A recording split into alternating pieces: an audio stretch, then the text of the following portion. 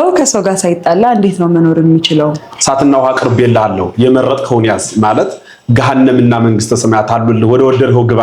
በጸሎት ሰዓት ሐሳባችን ይበታተናል። ይሄንን ነገር እንዴት ነው ማስቀረት ወይንም መቀነስ የምንችለው? ተጣልቶ ደግሞ አልታረቅም አልስማማም ማለቱ ሌላ ወንጀል። አንድ ሰው ንስሐ ገብቶ የተሰጠውን ቀንና ጨርሶ ስጋው ደሙን ሳይቀበል ቢያርፍ ይህ ሰው ኃጢያቱ ይቅር ይባልለታል? በህፃንነቱ ነው የቆረበ። ከህፃንነት ቆርበህ እዚያ በኋላ አቋርጥ የሚል መጽሐፍ እኮ የለም። እኔ ከምን እንደመጣ እንዲህ አይነት ብዙ ሰዎች ሲያስተምሩ ትሰማለህ። አስቀድሞ ስጋው ደሙን ያልተቀበለ ሰው ንስሐ ይገባል።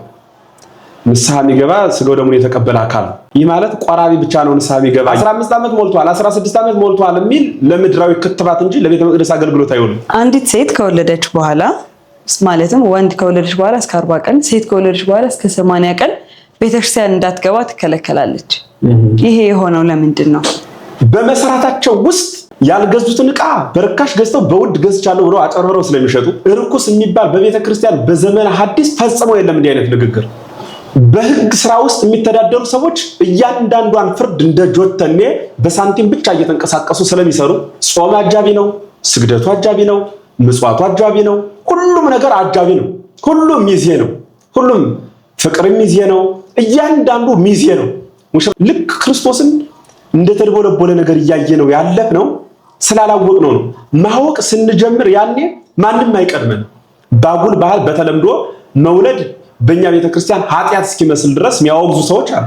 ወንዱን በ40 ቀኑ በሞግዚት መጥቶ ክርስትና የሚነሳበት ምክንያት እናቲቱ አትመጣ የምትባል ሙስሊም ስለሆነች አይደለም። እሷ የረከሰች ሆና እሱን የምታረክሰው ከሆነ እሱ የተቀደሰው እሷን አይቀድሳትም። የረከሰች ናትና የረከሰችው ታረክሰዋለች ብሎ ያመን አይምሮ የተቀደሰ ነውና የተቀደሰው ይቀድሳታል ብሎ ማመን አይቻልም ወይ? የተወደዳችሁ በመላው ዓለም የምትገኙ ኦርቶዶክሳውያን ዋካ ብርሃን ሚዲያ የእግዚአብሔርን ቃል ከምንጋራባቸው ከምናገኙባቸው ሚዲያዎች መካከል በዋናነት የሚጠቀስ እንደውም በባህር ዳርና በአካባቢው ላይ በስፋት በጥሩ መንፈሳዊ እንቅስቃሴ በጥሩ መንፈሳዊ አገልግሎት ላይ የሚሳተፍ ሚዲያ ነው። ዋካ ብርሃን ሚዲያን ሁላችሁም እንድታጋሩት እንድትወዳጁት በዚሁ ማሳሰብ ፈልጋለሁ።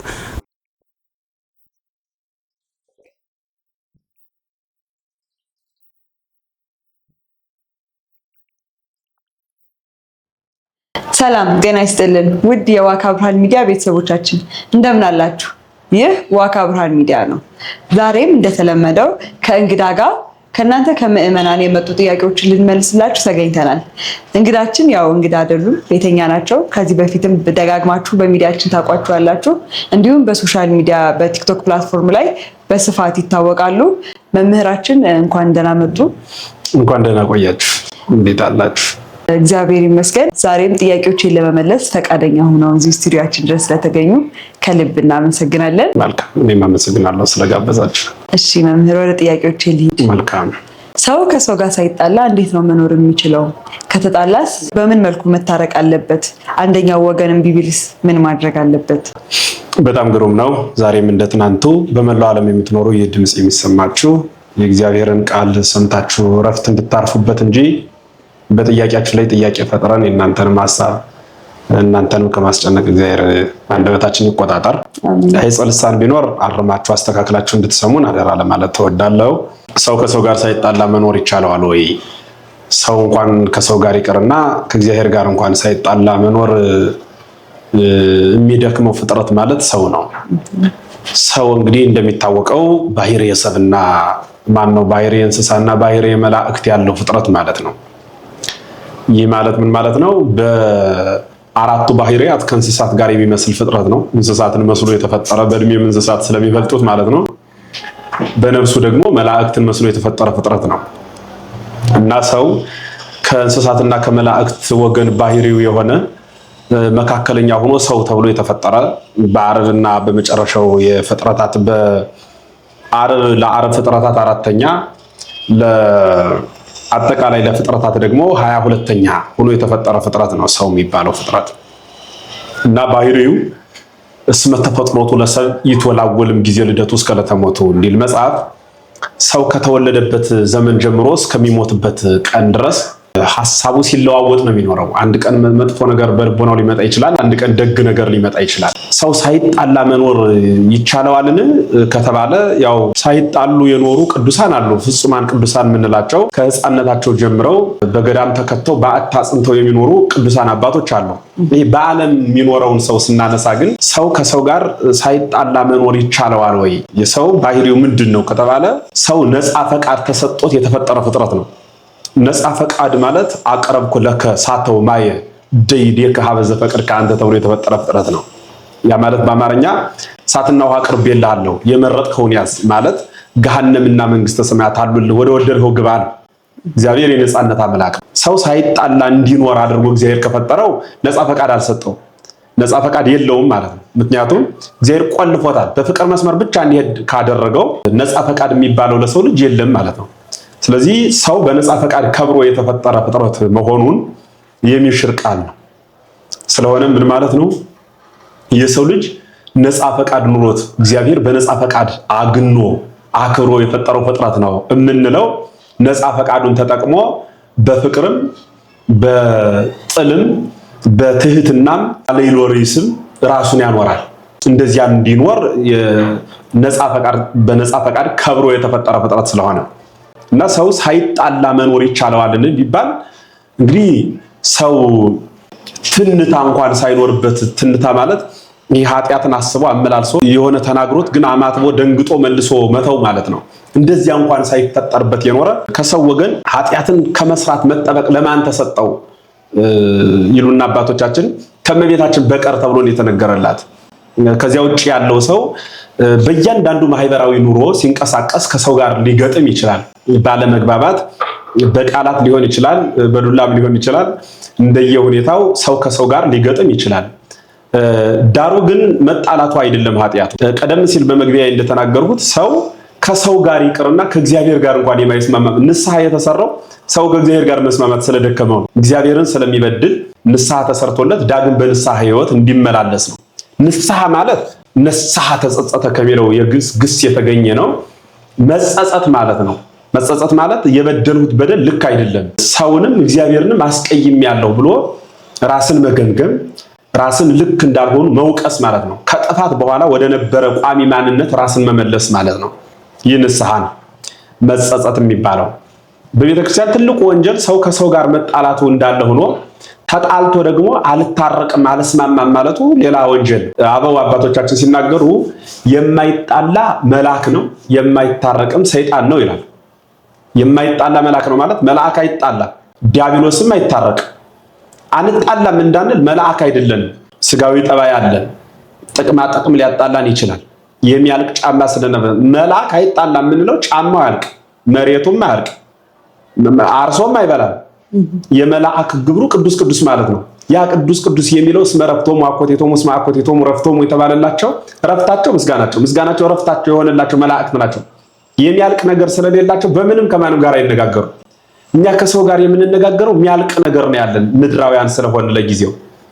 ስለዚህ ምን ማለት ነው ባጭሩ? እኒህ ቅዱሳን መላእክት አይጣሉም እንላቸዋለን። ለምን? የሚያጣላቸው ነገር የለም፣ አይጣሉም እንላቸዋለን። ሰውም አይጣላም አንለውም። ጥቅም ጊዜያዊ ጥቅም የሚፈልግ ፍጥረት እንደመሆኑ መጠን ይጣላል። የማይታረቅ ሰይጣን ነው ምንል ደግሞ ሰይጣን ከተጣላ በኋላ ከእግዚአብሔር ጋርም አልታረቀም፣ ዓለምንም እንደሚታወቀው ሲያሳድድ ይኖራል ማለት ነው። ስለዚህ አባቶቻችን ይህንን ይዘው የማይጣላ መልአክ ነው የማይታረቅ ግን ሰይጣን ነው ይላሉ። እና ሰው ከሰው ጋር በአንድም በሌላም ሊነጋገር ይችላል። ተምኑ ወኢታብሱ ይላል በአምላክ ዳዊት። ተቆጡ ግን ደግሞ አትበድሉ ይላል። ማለት በበደል እንዲያደርገዋለሁ የሚል ነገርን አታሳድሩ አታውሉ ነው። በጥቅሉ ሰው ሲጀምር የሚጀማመረው በኩርፊያ ነው። ኩርፊያ እየዋለ እያደረ ሲሄድ ቂም ይሆናል። ቂም እያደረ እየዋለ ሲሄድ በቀል ይሆናል። እየተሸጋገሩ ነው የሚሄዱ። አንዱ ለአንዱ ነው የሚያስረክበው። ማለት ምን ማለት ነው? ቂም ማነው? አንድ ሰው ኩርፊያ ካኮረፈ እንዳኮረፈ ወዲያውኑ ኩርፊያውን ትቶ ይቅርታ ብሎ በይቅርታ ካልተመለሰ በዚያው በኩርፊያው የሚቀጥል ከሆነ ሲያድር ሲውል ፀሐይ ሳይገባ በደሉን ካለቀቀ ምን ይሆናል ማለት ነው? ቂም ይሆናል። ኩርፊያ ማለት ጊዜያዊ ነው። ቂም ማለት ደግሞ እንዲኳ አደረገኝ እያሉ ሲያስቡ መኖር ነው። ቂሙን ካለቀቅነው ደግሞ እያደረ እየዋለ ሲሄድ በቀል ይሆናል። በቀል ማለት እንዳደረገኝ አደርገዋለሁ ማለት ነው። ስለዚህ ባጭሩ ምን ማለት ነው? ሰው ሳይጣላ መኖር ቢችል ጥሩ ነው ለቻለ። ላልሆነለት ግን ደግሞ በአንድም በሌላም ሰዎች ጋር ቢጣላ በፍጥነት የዋለችዋ ፀሐይ ሳትገባ የሌሊቱ ጨለማም ወደ ፀሐይ ሳያስረክብ በዚያው በተጣላንበት ቅጽበት ከልብ ይቅርታ ማድረግን የክርስቲያኖች ሁሉ የታዘዝነው ይሄ ነው ማለት ነው። ስለዚህ ይቅርታ እንድናደርግ ነው እንጂ ሳንጣላ እንድንኖር ሕግ ከተሰራ ሰው ተስፋ ይቆርጣል። ሳትጣላ ነው መኖር ያለብህ ካልነው ከተጣላ እንግዲህ ተጣልቻለሁና ከሃይማኖቴ ስለወጣሁ ብሎ ተስፋ እንዳይቆርጥ በንስሐ የሚስተካከል ህይወት ነው ማለት ነው። ባጭሩ እንደዚያ ነው። እሺ ቃለ ሕይወት ያሰማልን መምህር። ቀጣይ ጥያቄ በጸሎት ሰዓት ብዙ ጊዜ ብዙዎቻችን ሀሳባችን ይበታተናል ስንል እንሰማለን። ይህንን ነገር እንዴት ነው ማስቀረት ወይንም መቀነስ የምንችለው? ጥሩ ጥያቄ ነው። ዓለሙን በጠቅላላ የሚያስጨንቀው ጥያቄ ነው ያነሳሽው። ጸሎት ሁላችንም ስናደርስ እንግዲህ ከኛ ጀምሮ ማለትም ይቻላል ሰው ጸሎት እየጸለየ ዳዊቱንም እየደገመ ልቡ ሌላ ቦታ እየሄደ ያስባል። እንግዲህ ልብ ጥጃ አይደለም፣ አይታሰርም።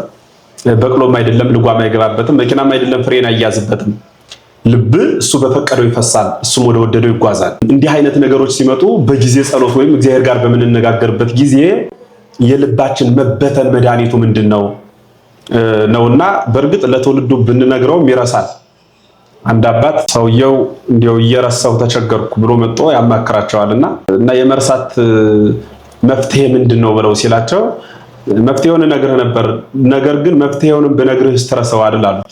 ምክንያቱም የያዘው መርሳት ስለሆነ እና እንዲህ አይነት ጥያቄዎች ከብዙ አቅጣጫ የሚመጡ ጥያቄዎች ናቸው። ልቤን ሰብስቤ እግዚአብሔር ጋር ማድረግ አቃተኝ የሚል ማለት ነው። የጸሎት አንዱ ግብሩ የእግዚአብሔርን ልብ ማራራት አይደለም። ይሄ ልባችን ስብስብ አድርገን የእግዚአብሔርን ልብ ለማራራት ነው አይደለም ሰው ጥረቱ የሚያስበው። እግዚአብሔር በባህሪው ርህሩህ ነው። የኛ ጸሎት አይደለም ያራራው። የጸሎት ጥቅሙ ምንድነው የሚለውን በመጀመሪያ መረዳት ነው። ጸሎት ማለት ይሄ ጸላኤ ሰናያት የሚባለው የመልካም ነገር ጠላት ዲያብሎስ በእኛ ላይ የሚወረውረውን ፍላጻ የምንቋቋምበት እግዚአብሔር ለሰው ልጆች የሰጠው ጋሻ ነው። አጋንንትን የምናስወጣበት ጌታም ዝንቱ ዘመድ ይወጽ ዘንበለ በጾም ወበጸሎት ብሎ ነው የተናገረው። አጋንንትን የምናስወጣበት ገብቶ ከሆነም የምናስወጣበት ካልገባም የምንጠብቅበት ዘበኛችን የምንደግመው ጸሎት ነው። እግዚአብሔር ጋር የመነጋገር ማለት ነው። ጸሎት ቢል ተናግሮ ተሰብ ምስለ እግዚአብሔር ነው የምንለው። ጸሎት ማለት የሰው ከእግዚአብሔር ጋር መነጋገር ማለት ነው። የሰው ከእግዚአብሔር ጋር መናገር እርሱ ጸሎት ይባላል። ሰውና እግዚአብሔር የምናወራበት እና እግዚአብሔር ጋር እንዳወራን አይነት ስሜት ከተሰማን ስለ ጸሎቱ ትርጉም በሚገባ ከተረዳን ልባችን ከመከፈል መጠበቅ ይቻላል። አንድ ሁለተኛ የእግዚአብሔር ልብ ማራራት ማለት ብቻ አይደለም ያልኩት። ግልባጩ ምን ትርጉም ኖሮት ነው ከተባለ ዲያብሎስ መጠበቅ ነው። ዲያብሎስ ደግሞ በልቡ ዕውር ነው። ዲያብሎስ ዕውር ነው ማለት ለምሳሌ አንድ ሰው ጸሎተ ማርያም እየደገመ መቋሚውን ኳኳኳ እያደረገ ቢጓዝ አንድ አይነ ስውር እባብ ቢያገኘው መንገድ ላይ ያ ወደ እርሱ የሚመጣው እባብ ሰውየውን አይነድፈው። ለምን? ሰውየው ኳኳ ሲያደርግ አይኑ የሚያይ ነው የሚመስለው። የሚሰማው ያ እባብ የሚንኳኳው ነው እንጂ ቀና ብሎ ቢያየው እንኳን እግሩን ራሱ መንደፍ ይችላል። ምክንያቱም ሰውየው አይነ ስውር ስለሆነ። በሚገርመው ሁኔታ ግን ሰውየውን ድምፁን ሲሰማ እባቡ ይሸሻል። ልክ እባብ ዲያብሎስም በእኛ ዙሪያ እኛን በኃጢአት ሊነድፈን ምላሱን እያውለበለበ ሲመጣ በስመ አብ ወወልድ ወመንፈስ ቅዱስ እያልን ልባችን ሌላ ቦታ ቢሆንም አፋችን ሲናገር ከሰማ ከኛ ይርቃል። ስለዚህ ጸሎት ልቤ ስላልተሰበሰበ ለኔ ምን ይሰራልኛል አይባልም። ልብን የሚሰበስብ ስለሆነ መፍትሄውም ራሱ ጸሎት ነው። በነገራችን ላይ መፍትሄውም ራሱ ጸሎት ነው። አንዳንዴ ጥያቄው መፍትሄ የሚሆንበት አጋጣሚ አለ። አንድ ሰው የሆነ ጥያቄ መጥቶኛን ሲጠይቅ ለምሳሌ ሆዴን እያመመኝ ነበር እንዴው ምን ላድርግ ብሎ ቢጠይቅ ቤተክርስቲያን የምታዝለት ጾም ነው የምትለው። ግን እኮ የጠየቀው ለሆዱ ህመም ነው። ሆድን ያመመህ አለመጾምህ ነው ብላ ቤተክርስቲያን ልትመልስ ትችላለች። ጾም ልትል ትችላለች። ስለዚህ ምን እያልኩ ነው ያለሁት? እንዲህ አይነት ህጎች መፍትሄ የሚሆኑት ራሳቸው ናቸው። ለልብ መከፈል መፍትሄው ጸሎት ነው፣ መጸለይ ነው። እስከ መቼ ከተባለ እስከ ምን ሞት ድረስ ዲያብሎስን መፈተኑን አያቆምም። ሰው በህይወተ ስጋ እስካለበት ድረስ የእግዚአብሔርን ቃል ይትርሳ ተዘክሮት እግዚአብሔር እንዳለ መጽሐፍ የእግዚአብሔርን ቃል ከመጥራት ራስን አለመከልከል ነው። እግዚአብሔር ጋር መነጋገር ነው። እግዚአብሔር የነገረንን ሐሳብ እግዚአብሔር እንዴት ብለን እርሱን ማግኘት እንዳለብን በመጽሐፍት ያስቀመጠልንን ያንን ይዞ መከተል የማንኛውም ክርስቲያን ግዴታ ነው ማለት ነው። ጸሎት በምንጸልይበት ጊዜ ልባችን የሚከፋፈለው ቅድም ያላሰብነው ነገር ሁሉ የሚመጣ ዲያብሎስ ጸሎቱን ትተን ብናገርም እግዚአብሔር አይሰማኝም ልቤ ወደዚያና ወደዚህ ስለሄደ ብለን በተስፋ መቁረጥ ጸሎቱን እንድናቆመው ነው። ከዚያ አንድ ቀን ካቆምነው ደግሞ ሁለተኛ ቀን ደግመን መጻፉን አንሰው አይደለም። ሶስተኛ ቀን አራተኛ ተስፋ ያስቆርጥና ጧት ተነስተን ዝም ብለን ወደ ዓለም እንሄዳለን። እግዚአብሔር ጋር ሳናወራ ስለወጣን ዓለም ጋር ደግሞ ብናወራ እንግባባ። ብዙ ሰዎች ከሰው ጋር የማይግባቡት ጧት ከእግዚአብሔር ጋር አውርተው ስላልመጡ ነው። እግዚአብሔር ጋር ያልተነጋገረ ሰው ዓለም ጋር ተነጋግሮ መግባባት አይችልም። ስለሆነም ባጭሩ ምን ማለት ነው? ጸሎት በምንጸልይበት ጊዜ ልባችን የሚከፈል ሰዎች መፍትሄው ምንድነው ከተባለ መጸለይ ነው መፍትሄው። እሺ ቃለ ሕይወት ያሰማልን መምህር። ቀጣዩ ጥያቄ አንድ ሰው ንስሐ ገብቶ የተሰጠውን ቀንና ጨርሶ ስጋው ደሙን ሳይቀበል ቢያርፍ ይህ ሰው ኃጢአቱ ይቅር ይባልለታል? አንድ ሰው ንስሐ ገብቶ ስጋው ደሙን ሳይቀበል ቢያርፍ ኃጢአቱ ይቅር ይባልለታል ወይ? አስቀድሞ ስጋው ደሙን ያልተቀበለ ሰው ንስሐ ይገባል። ንስሐ የሚገባ ስጋው ደሙን የተቀበለ አካል ነው። ይህ ማለት ቆራቢ ብቻ ነው ንስሐ የሚገባ እያልሁ ነው። ምን አይነት ቆራቢ ከተባለ ክርስቲያን ማለት ክርስቲያኑ በጠቅላላ ቆራቢ ነው። እንዴ በህፃንነቱ ነው የቆረበ? ከህፃንነት ቆርበህ ከዚያ በኋላ አቋርጥ የሚል መጽሐፍ እኮ የለም። እኔ ከምን እንደመጣ እንዲህ አይነት ብዙ ሰዎች ሲያስተምሩ ትሰማለህ። ሰው በህፃንነቱ ይቆርባል፣ ከዚያ በኋላ አቋርጦ ይኖርና ወይ ሲያገባ ወይ ሲመነኩስ ወይ ሲቀስስ ነው ስጋው ደሙን የሚቀበለው። ስጋው ደሙ እኮ በየትኛውም አይነት ሰዓት እንድናቋርጥ አልታዘዝም። ክርስቲያን የሆነ ሁሉ እንዲያስቀድስ ግዴታው ነው። ያስቀደሰ ሁሉም እንዲቆርብ ግዴታ ነው። ከቤተ ልሔም ወደ ቤተ መቅደስ ሲገቡ እኮ አባቶቻችን አምስቱ ስዩማን ቀዳሲያኑ ሲገቡ ትእዛዝ ያዛሉ። እመሞብይ ሲዘዋ ቤተክርስቲያን ብለው ነው የሚገቡት። በዚህ ቅዱስ ቤተክርስቲያን ቅዳሴ በሚቀደስበት ጊዜ የገባ ሰው ቢኖር እያሉ ወደ ላይ ከሄዱ በኋላ ምንድነው የሚሉት ደግሞ በጊዜ ቅዳሴው የሰማ መጻሕፍተ ቅዱሳት የሚሆኑ መጻሕፍት ሲነበቡ በዚህ ቆሞ የማይሰማ ቢኖር ወይ ተመጠወ እምቁርባን የክርስቶስ ቅዱስ ሥጋና ክቡር ደም ሲፈተት ይሄን የማይቀበል ሰው ቢኖር ይሰደድ ቤተክርስቲያን ከምዕመናን ይለይ ይወገዝ ተብሎ ነው የተጻፈው። ስለዚህ ማንኛውም ክርስቲያን ስጋው ደግሞ የመቀበል ግዴታ አለበት። 15 ዓመት ሞልቷል 16 ዓመት ሞልቷል የሚል ለምድራዊ ክትባት እንጂ ለቤተ መቅደስ አገልግሎት አይሆንም። ኃጢአተኛ ሊሆን ይችላል፣ ግን ንስሐ ይግባ። ንስሐ እየገባ የክርስቶስ ቅዱስ ሥጋና ክቡር ደም መቀበል አለበት። ንስሐ ክርስቲያን የተባለ ሁሉ ቆራቢ ነው። ቆራቢ የሆነ ሁሉ ንስሐ ይገባል። ንስሐ የገባ ሁሉ መንግስተ ሰማያትን ያገኛል። በተሰጠው ንስሐ መጨረሻ ላይ የክርስቶስን ቅዱስ ሥጋና ክቡር ደም ሳይቀበል በአክሲደንት ቢሞት ምንድነው የሚሆነው? አስቀድሞ ቆራቢ ነው። ንስሐ ስለገባ ምህረትን ያገኛል ማለት ነው። ስለዚህ የክርስቶስ ቅዱስ ሥጋና ክቡር ደምን የሚቀበል ክርስቲያን የሆነ ሁሉ ንስሐ ይገባል። ንስሐ የገባ ሁሉ መንግስተ ሰማያት ይገባል ማለት ነው። እሺ ቃለ ሕይወት ያሰማልን መምህር። አብዛኛውን ጊዜ ወጣቶች ወደ ስጋው ደሙ ሲቀርቡ አይታይም። ብዙ ጊዜ ቆይ ይሄ ላድር ቆይ ይሄ ልስራ እያሉ ጊዜ በመቅጠር ነው የምንታወቀው ብዙ ጊዜ እና ይሄን ለማስቀረት ምን ማድረግ አለብን? ነገ የሚባለው ጊዜስ እኛ ላይ እጃችን ላይ አለ ወይ? ነገ ብለን ቀጥረ ነው ነገ ባይመጣስ? ይሄን እንዴት እስኪ ያዩታል? በጣም ጥሩ ጥያቄ ነው። የክርስቶስን ቅዱስ ሥጋና ክቡር ደምን በተመለከተ አንደኛ አሁን ሳነሰው ከነበረው አንፃር በእድሜ ገድቦ እኔ ከዚህ በኋላ ትልቅ ሰው ነኝ ማለት፣ በሁለተኛ ደረጃ ደግሞ ወደፊት ገና ነገሮች ሲመቻቹ ሊቀበላለሁ ማለት፣ እኔ ገና ወጣት ነኝ ማለት፣ ኃጢአት ለመስራት ራስን ማዘጋጀት፣ ናቆረብ ሲባል እኔ ነጋዴ ነኝ ማለት፣ ለመዋሸት ለኃጢአት የስጋው ደሙን አለመቀበልን እንደ መፍትሄ መቁጠር፣ እንዲህ አይነት ነገር ዓለሙን በጣም ያስቸግራል። እኔ የዚህ ሐሳብ መፍትሄ ይሆን ችግሮችን ላንሳ፣ መፍትሄ የሚሆኑ ነገሮችን አነሳለሁ። ችግሮች ምንድናቸው ሲባል የመጀመሪያው ክርስቶስን አለማወቅ ነው። ክርስቶስ ለሰው ልጆች የከፈለውን ዋጋ አለመረዳት ነው። መድኃኔዓለም ክርስቶስ አካላዊ ቃል ስግው የሆነው ማለት መለኮት ሰው የሆነው ለድህነት ዓለም ነው። ባሕርየ ትስብእትን መጥቶ የተዋሃደው በፈቃዱ ለድህነት ዓለም ነው። ወንጌልን ምድርን በኪደተ እግሩ እየቀደሰ 33 ዓመት ያስተማረ 3 ዓመት ከ3 ወር ወንጌልን 30 ዓመት ታምራት እያደረገ በታምረ ኢየሱስ የተጻፈው መድኃኔዓለም ክርስቶስ የሰራው ይህ ሁሉ ለድህነት ዓለም የተፈጸመ ነው። ከዚሁ ይልቅ ደግሞ የፋሲካው በግ ወልደ እግዚአብሔር ኢየሱስ ክርስቶስ የሁላችንን በደል ተሸክሞ ህየንተ ኩሉ ሞተ አሃዱ እንዲሉ ሊቃውንቱ ስለ ሁሉ አንዱ ክርስቶስ በደላችንን ተሸክሞ በቀራንዮ ዋጋ የከፈለው ለምንድን ነው ቢባል ለድህነት ዓለም። ያ የተሰወው የክርስቶስ ቅዱስ ሥጋና ክቡር ደም ለዓለም መድኃኒት ነው። መድኃኒትነቱ የማይሻር ዘመን የማይገድበው አንተ በቅታል ቅረብ አንተ ራቅ የማይባልበት ለሁሉ በኩልነት የተሰጠ ክርስቶስ ማን ነው ብሎ የክርስቶስ ማንነት ለኛ ሲል የተከፈለውን ዋጋ ካለማወቅ የሚመነጭ ነው።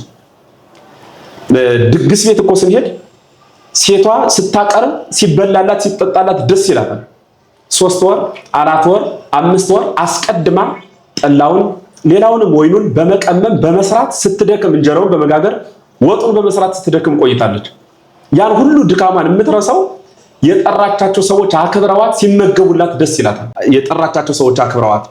እኛ ግን 5500 ዘመን ነቢያት ሲጠሩት የነበረው ክርስቶስ መጥቶ በስጋ ማርያም ተገልጾ በቀራንዮ ራሱን መስዋዕት አድርጎ ሰውቶ የተራበ ቢኖር ወደ እኔ ይምጣ የተጠማም ወደ እኔ ይምጣ እያለ በረጅም ስብከት እየተናገረ የህይወት ውሃ እኔ ነኝ ብሎ የተናገረ የማይዘዋነ ወእንዘ ይሰቲ የማይዘዋነ ይጸምል ዓለም እኔ ከምሰጠው ውሃ ይጠጣ ለዘላለም አይጠማም ብሎ የተናገረ ማየውት ኢየሱስ ክርስቶስ አለመጠማትን የሚሻ ሁሉ የሚቀበለው መሆኑን ክርስቶስን ካለማወቅ የሚመነጭ ነው። በሽታው ይሄ አለመረዳት፣ ክርስቶስን አለማወቅ። ያ የምንቀበለው የክርስቶስ ቅዱስ ሥጋና ክቡር ደም ለምድር ህይወታችን በምድር አስተካክሎ እንደሚኖርና ለሰማያዊው ህይወታችን ደግሞ በመንግስተ ሰማያት ከእርሱ ጋር ከብረን የምንኖርበት በተዋህዶተ ክርስቶስ በስጋ በነበርንበት ዘመን ቅዱስ ሥጋውን ክቡር ደሙን ተቀብለን ክርስቶስን ካልተዋሃድ ነው በሰማይ መንግስተ ሰማያትን እንደማናገኝና በቅጣት በገሃነም እንደምንኖር አለማወቃችን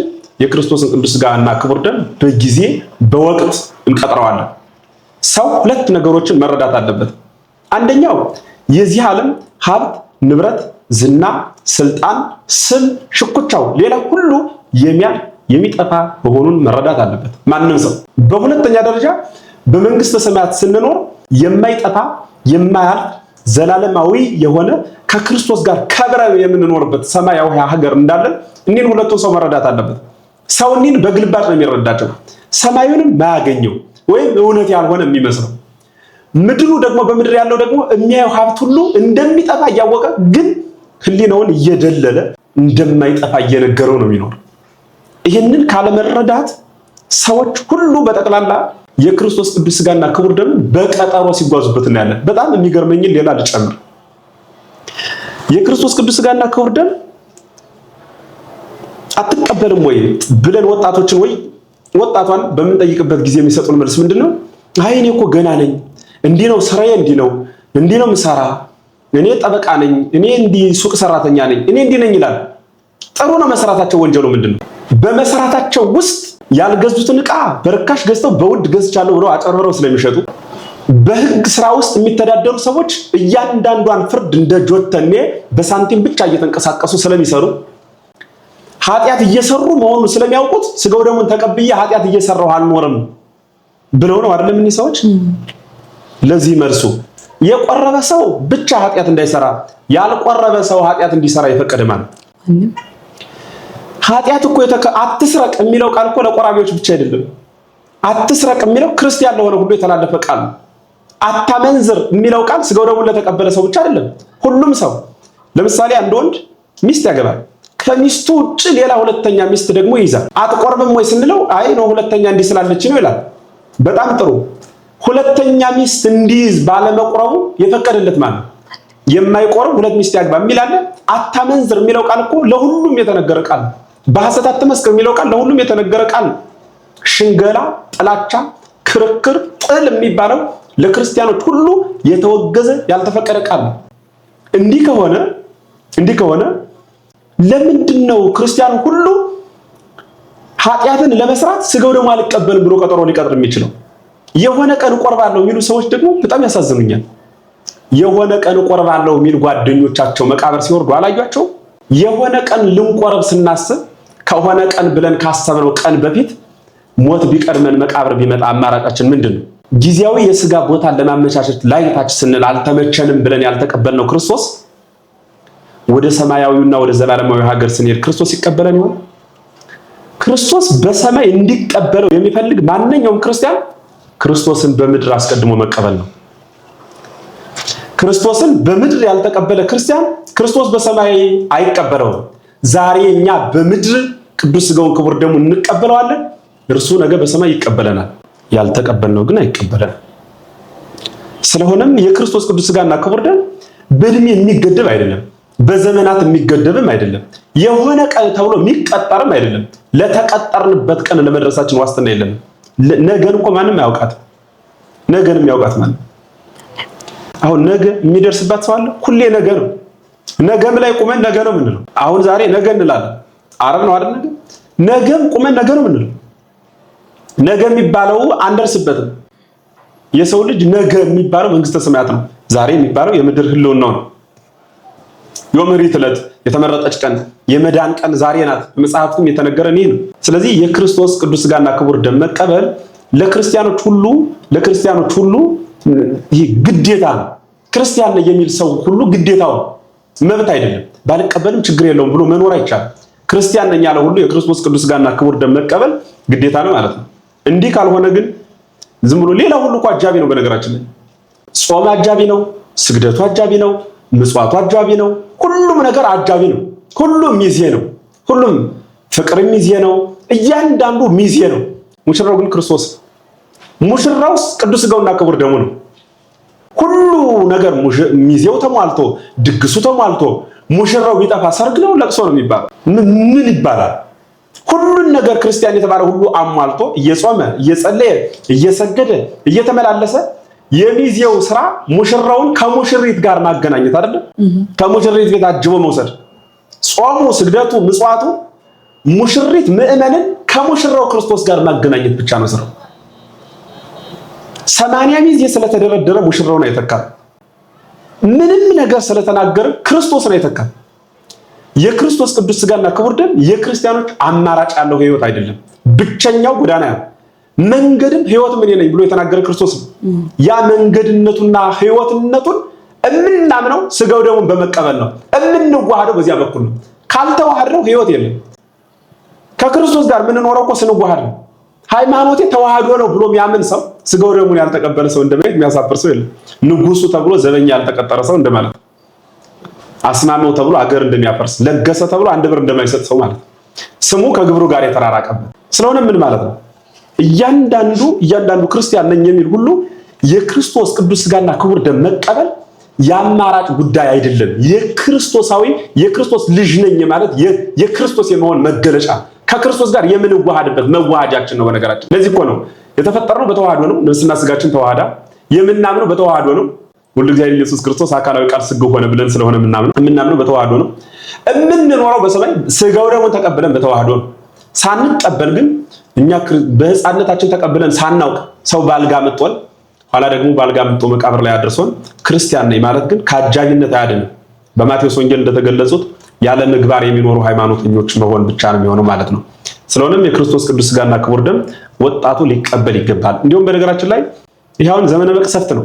ዕለት ዕለት የሞት ድምፅ የምንሰማበት፣ የመኪና ጎማ በፈነዳ ቁጥር የምንደነግጥበት፣ በተለየ ኬዝ ኢትዮጵያ ላይ እርስ በርሳችን ሌሎች ሀገራት አንዱ ሀገር ከአንዱ ሀገር ቢዝነስ ኢኮኖሚ ምናምን ነው ያጣላቸው።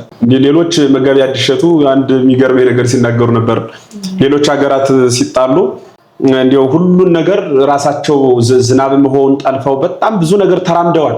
አፈር ፈጭተው ስልክ አድርገዋል፣ ኮምፒውተር አድርገዋል፣ በጣም ብዙ ማዕድን ተጉዘዋል። እንዲህ ስለሆኑ እንደው እግዚአብሔርን ረስተውት ነው ይባላል። እኛ ግን 1 ዓመት ዝናብ ቢቆም ከእጅ ወዳፍ የሌለን ሰዎች ያለ እግዚአብሔር እንተዳደራለን ብለን እንዴት እናምናለን የሚል ቃል ሲያነሱ ነበርና ምን ለማለት ፈልጌ ነው? ምን ተዳደረው እግዚአብሔር። እያንዳንዱን ነገር የሚያስተዳድረን እግዚአብሔር። ሰው እግዚአብሔር ከሆነ የሚያስተዳድረው እግዚአብሔር እንዴት ይረሳል?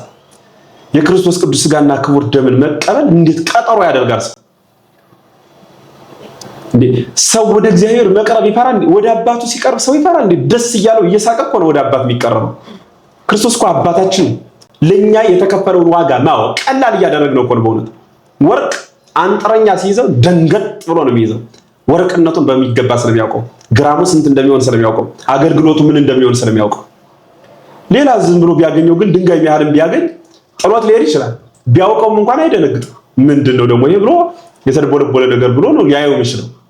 ልክ ክርስቶስን እንደተደቦለቦለ ነገር እያየ ነው ያለፍነው ስላላወቅ ነው። ማወቅ ስንጀምር ያኔ ማንም አይቀድመን እና ለወጣቱ ለእያንዳንዱ ወጣት በመክረው በእውነት እትነሳ ወአሐጉር ሀበ ቤተ አቡየ ይላል በሉቃስ ወንጌል 15 ላይ የጠፋው ልጅ እነሆ ተነስቶ ወደ አባት ቤት ሄዳለዋልና ሩጦ ወደ አባት ቤት መምጣት ነው።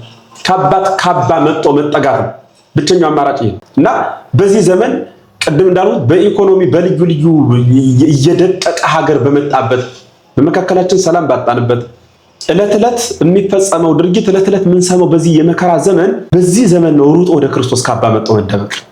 በዚህ ዘመን ነው ወጠን ለመግባታችን ዋስትና በሌለበት ዘመን ነው የክርስቶስን ቅዱስ ሥጋና ክቡር ደም መቀበል። ክርስቶስ መቼ እንደሚመጣ አይታወቅም። ሞት ማለት ነው ባጭሩ መቼ እንደሚመጣ አይታወቅም። ትግሁከ እስመ ይተአምሩ ዕለታ ወሰዓታ አለ ጌታ። ያችን ቀን አታውቋትምና ተግታችሁ ጠብቁ። በመቃብር የምንወሰድበት ቀን አይታወቅም። ተግቶ ነቅቶ መጠበቅ ነው። ሥጋው ደግሞ ተቀብሎ መጠበቅ ነው። ሞትን ያህል ዕዳ አስቀምጦ ሰው እንዴት ይፈዛል? ተራ ባለዕዳ እንኳን ሰው ሲያቀብለን እኮ ሰውየውን ባየነው ቁጥር እንደነግጣለን። ተራ ብር አበድሮን ባየነው ቁጥር ሰውየው ውስጣችን ይደነግጣል። ይሄ እኮ ያበደረን ሰውዬ ሊሞት ይችላል፣ ላናየው እንችላለን፣ ሊጠፋን ይችላል፣ ልንጠፋው እንችላለን። ብዙ ነገር ያለያየን ነገር አለ። ሞት ግን መጥፋት አይቻልም። ጉድጓድም አይገባም፣ ወደ ሰማይም አይወጣም። መምጣቱ አይቀርም። ሞትን የሚያክል ዕዳ አስቀምጦ ሰው ከሞት የምናመልጥበትን ሥጋው ደሙን አልቀበልም ብሎ እድሜን መስፈርት እያደረጉ ስራን መስፈርት እያደረጉ ራስን መግደል ግን ታንቆ ከመሞት የማይተናነስ በሽታ ነው። ከእንደዚህ አይነት ድርጊት እንድንጠበቅና ሥጋው ደሙን ተቀብለን ከባለቤቱ ጋር እንድንከብር እግዚአብሔር ይርዳል። አሜን። መምህር ቃለ ሕይወት ያሰማልን። ሰፊ ማብራሪያ ነው የሰጡን። ተመልካቾቻችን እንግዲህ ትምህርቶቹን በደንብ እየተከታተላችሁ እንደሆነ ተስፋ አደርጋለሁ። ቀጣይ ጥያቄ አንዲት ሴት ከወለደች በኋላ ማለትም ወንድ ከወለደች በኋላ እስከ 40 ቀን ሴት ከወለደች በኋላ እስከ 80 ቀን ቤተክርስቲያን እንዳትገባ ትከለከላለች። ይሄ የሆነው ለምንድን ነው? ይሄ በኦሪት ዘሌዋውያን ከአምስቱ መጽሐፍተ ሙሴ ባንዱ ሙሴ የሰራው ሕግ ነው። ይህንን ያደረገበት ሕግ በዘመነ ብሉይ ከሌሎቹ ሀገራት ለየት የሚያደርገን እንደ ሮማዊው ሐዲስ ኪዳን አንጠልጥለንም አልሮጥንም፣ ለይሁዳዊው ብሉይ ኪዳን ላይ ተሰቅለን አልቀረንም። ብሉያትም ሐዲሳትም ያላት ቤተክርስቲያን ናት። ጌታም በወንጌል እንደተናገረ ብሉያትን ነቢያትን ልሽር የመጣው አይደለሁም፣ ቃላት ነቢያትን መጻሕፍተ ነቢያትን ላወግዝ የመጣው አይደለሁም ላጸናቸው ነው እንጂ ብሎ ነው የተናገረና እኛ መጻሕፍት እንቀበላቸዋለን፣ እንመከርባቸዋለን። ለምሳሌ አትግደል፣ አታመንዝር፣ ከኔ በቀር ሌላ አምላክ አታመልክ የሚሉ ትእዛዛት የተጻፉት በኦሪት ዘጸአት ነው ምዕራፍ 20 ላይ የተጻፉት። ዛሬም እንጠቀምባቸዋለን። ይሄ ኦሪት ነው ብለን አልጣልናቸውም፣ አንጥላቸው። ልክ እንደዚሁ ሁሉ እኛ መጽሐፍትን በመላት የምንረዳንን ቤተክርስቲያን መጽሐፍትን በመላት ነው የምትረዳና በኦሪት ዘሌዋውያን ሙሴ ሕግ አድርጎ ሰርቶ አስቀምጧል። አንዲት ሴት በተፈጥሮዋ ወንድ በምትወልድበት ጊዜ እስከ 33 ቀን ድረስ ደም ይፈሳታል። ሙሴ ደግሞ ምናልባት ደግሞ ከዚያ በላይ ደም ቢያልፍ የመንጻት ጊዜ ብሎ ደግሞ 7 ቀን ጨመረበት። 7 ሲደመር 33 እኩል ይሆናል 40 ማለት ነው። ይህንን ቃል በሐዲስ ኪዳን ያሉ ሰለስቱ ምዕት የቤተ ክርስቲያን አባቶቻችን በጠቅላላ ወንድ በ40 ቀን ክርስትና እንዲነሳ ሲደረግ በዚያ ዘመን ጉለሪም ዘውገማይነቅ የራሳቸው ሕግ አላቸው። እንደየሁኔታው ጥያቄ ሆኖ ሲመጣ እናየዋለን። በዘመነ ሐዲስ ቤተ ክርስቲያን መጣው ክርስትና የሚነሱበት ስመ ክርስትና ሀብተ ውልድና የሚያገኙበት ከመንፈስ ቅዱስ ከአብራ ከመንፈስ ቅዱስ የሚወለዱበት ክርስቶስን የሚለብሱበት በዘመነ ሐዲስ ወንድ ሲሆን በ40 ቀኑ ነው። እናቱ የመንጻት ምልክቷ ሲፈጸም ፈሳሿ ሲቆም በ40 ቀኑ 40 ቀን የተደረገበት ደግሞ ራሱን የቻለ ምስጢር ስላለው ማለት ነው።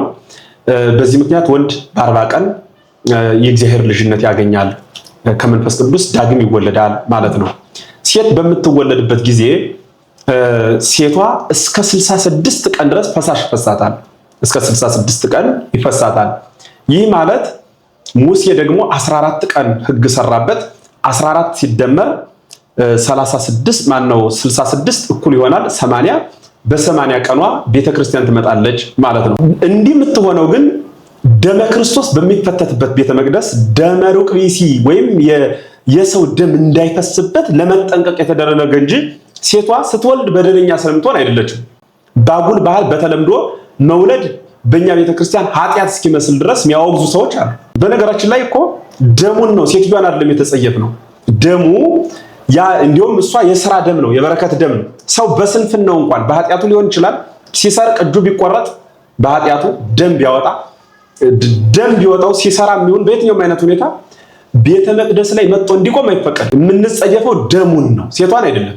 በልምድ ግን እኛ በባህል ሴቷ ስትወልድ ሙስሊም ናት ሁሉ ይባላል። እኛ ድም ላይ አይደለም የምናመልከው። አንዴ በውልድ አንዴ በሞት አንዴ በምን የሚቀየር ሃይማኖት አይደለም ያለን። እንኳን ይቅርና ሴቷ የወለደችው ልጅ በራሱ ሙስሊም አይደለም። በግን ነው የሚወልደው፣ ፍየልን ነው የሚወልደው፣ አህያን ነው የሚወልድ አይደለም። ክርስቲያን ነው የሚወልድ። እርሷ ክርስቲያን ሆና ሙስሊም አትወልድ። አንቺ አሁን ለምሳሌ ምርጥ የሆነ ዶሮ ወጥ ሰርተሽ የሰራሽው ዶሮ ወጥ በመቀነሻ ተቀንሶ ለሌላ ሰው እንካይ ጾም ነው ብላ ይባላል? አይባልም እኮ። የተሰራው ዶሮ ወጥ አንቺ ቀንሰሽ ለሌላ ሰው ስለሰጠሽው የጾም እንደማይባል ሁሉ ይችም ሴት እኮ የወለደችው ያ የሚወለደው ሕፃን ከስጋዋ ስጋ ከነፍሷ ነፍስ ይዞ ነው የተወለደው። አዲያ ነፍሷም ስጋዋም ከእናቱ ከተቀነሰ የእናቱ እኮ ነፍሱም ስጋውም ክርስቲያን ነፍሷም ስጋዋ እንዲህ ስለሆነ የክርስቲያን ልጅ ክርስቲያን እና የሚጠመቀው ለምንድን ነው ከተባለ ከአብራ ከመንፈስ ቅዱስ ከማህፀነ ዮርዳኖስ ተወልዶ ከቤተ ክርስቲያን ጋር ይቆጠራል። ያኔ የቤተ ክርስቲያን መጠሪያ ስም ይሰጠዋል። ገብረ ማርያም ገብረ ስላሴ ተብሎ የቤተ ክርስቲያን መጠሪያ ስም የቤተ ክርስቲያን የልጅነት ስምን ያገኛል። ክርስቶስን ይለብስበታል ማለት ነው። ልክ እንደ መቆጠር ማለት ነው። ለምሳሌ እኔ በሀገራችን አሁን ስንኖር አንድ ሰው 18 ዓመት እስኪሞላው መታወቂያ ያወጣል። 18 ዓመት ሲሞላው መታወቂያ ያወጣል። ያ መታወቂያ የዛ ሀገር ነዋሪ መሆኑን እድሜው ስንት መሆኑን ይገልጻል። መታወቂያውን ያወጣው ቀን ነው የሰውዬ የዚህ ሀገር ነዋሪ ይሆን። መታወቂያ ከማውጣቱ በፊትም የዚህ ሀገር ነዋሪ ነው። ያ ማለት ቤተክርስቲያን ከመምጣቴ በፊትም የክርስቶስ ልጅ ነኝ፣ የቤተክርስቲያኗ ልጅ ነኝ። ቤተክርስቲያን ማረጋገጫ ነው የሰጠችው። ማረጋገጫ ሰጣ። በስጋው ደግሞ አክብራ በደመ ማህተሙ አክብራ ቤተክርስቲያን ታስቀምጠዋለች ማለት ነው። ስለሆነም ምን ማለት ነው? ይህ ሕፃን እንኳንስ እሷ ሙስሊም ልትባል ሕፃኑ በራሱ ሙስሊም ነው ተብሎ ከእርሷ የሚወለደው ወይም የምትወለደው ሕፃን አይነገርም ማለት ነው። እና በልምድ ሙስሊም ናት ይባላል። እንዲሁ እስላሙን ሕፃን ተይዞ በጣም ብዙ አጉል ልምድ አለ። ስለዚህ ይህ ሕግ የተሰራበት ምክንያት ፈሳሽ ስላለ ለዚህ የተደረገ ነው። ቤተክርስቲያን አትገቢ የምትባለው ለዚህ ነው፣ እንዲሰመርበት ስለምፈልግ ነው። ከዚህ ውጭ ባለው ግን ሴቷ በ40 በ80 ልጆቿን ይዛ መጣ ክርስትና እንድታስነሳ ይደረጋል። ከዚሁ ጋር ተያይዞ መንታ እንኳን ብትወልድ ይች ሴት ወንዱን በ40 ቀኑ በሞግዚት መጥቶ ክርስትና የሚነሳበት ምክንያት እናቲቷ አትመጣ የምትባል ሙስሊም ስለሆነች አይደለም። እስከ 66 ቀን ስለ ሴቷ ፈንታ ሴቷ ማብራ መንታ ሆና ስለተወለደች ስለ ሴቷ ፈንታ ፈሳሽ ስላልቆመላት በሞግዚት ክርስትና ታስነሳለች። ተመልሶ መጥቶ ወንዱ ያልተጠመቀችው ሕፃን ጋር አብሮ ጡት ሊካፈል የለ ይላሉ እና ታረክሰዋለች የሚሉ ሰዎች አሉ። እኔ በጣም የሚገርመኝ አንድ ቀን አብረው የተወለዱት ሕፃን እሷ የረከሰችውና እሱን የምታረክሰው ከሆነ እሱ የተቀደሰው እሷን አይቀድሳትም? የረከሰች ናትና አንደኛ የረከሰች አይደለች፣ የረከሰች ናትና የረከሰችው ታረክሰዋለች ብሎ ያመን አይምሮ የተቀደሰ ነውና የተቀደሰው ይቀድሳታል ብሎ ማመን አይቻልም ወይ? ሁለተኛ ርኩስ የሚባል በቤተ ክርስቲያን በዘመነ ሐዲስ ፈጽሞ የለም። እንዲህ አይነት ንግግር የረከሰች ናት ተብሎ ለሴትም አይነገርም። ርኩስትም አይደለችም። በነገራችን ላይ ወር አበባም ሲመጣ እኮ ሴቷ ረከሰች አይደለም፣ ምልክት ነው፣ አበባ ነው። ልክ መሬት በግንቦት በሰኔ ተግቡ ዞር ሲል ወይም ደግሞ ደመናው ሲመጣ አሁን ቢዘሩብኝ ያበቅላለሁ ስትል መሬቷ ቡቃያ ታበቅላለች። ሳሩ ምኑ ልምላሜው ይታያል። ልክ እንደዚህ ሁሉ ሴቷም ለአቅመ ሔዋን ስትደርስ ወርሃዊ አበባ ታያለች። ያ ማለት አሁን መጽነስ እችላለሁ ማለቷ ነው። ምልክት ነው በሐዲስ ኪዳን እና የረከሰች ናት ተብሎ አይነገርም። ሁሉም ክርስቲያኖች ናቸው ነው ባጭሩ። እና በዚህ በመውለድ ዙሪያ ያለው በጣም በርካታ አይምሮን የሚነኩ ይሄ እናቶችን መውለዳቸው እንደ በደል የሚቆጥር እንዲህ አይነት አመለካከት በጣም በስፋት ረጅም ጊዜ ሲመላለስ ስለቆየ አድካሚ ነው። በርካታ መምህራንም ግብረ መልስ ሰጠውበታል። በእርግጥ ይህንንም ሰምቶ ደግሞ ያልሰማ ካለ እንዲረዳ ለማለት ነው። ጥሩ ጥያቄ ነው ማለት ነው። እሺ መምህር በጣም አመሰግናለሁ። ጥያቄዎችን ከበቂ ማብራሪያ ጋር ስለመለሱልኝ ጊዜዎትንም ሰውተው አብረውኝ እዚህ የምዕመናን ጥያቄ ለመመለስ ስለተገኙ ከልብ አመሰግናለሁ። መልካም፣ እኔም አመሰግናለሁ። ውድ የዋካ ብርሃን ሚዲያ ቤተሰቦቻችን የዛሬውን ጥያቄና መልሳችን እዚህ ጋር እንጨርሳለን። እናንተም ጥያቄዎቻችሁን ኮሜንት ላይ ያስቀመጣችሁ ሌሎች መምህራንን እየጋበዝን ጥያቄዎቻችንን እንመልሳለን። እስካሁን ሰዓት ድረስ አብራችሁን ስለቆያችሁ ከልብ እናመሰግናለን። ሰላም ሁኑ።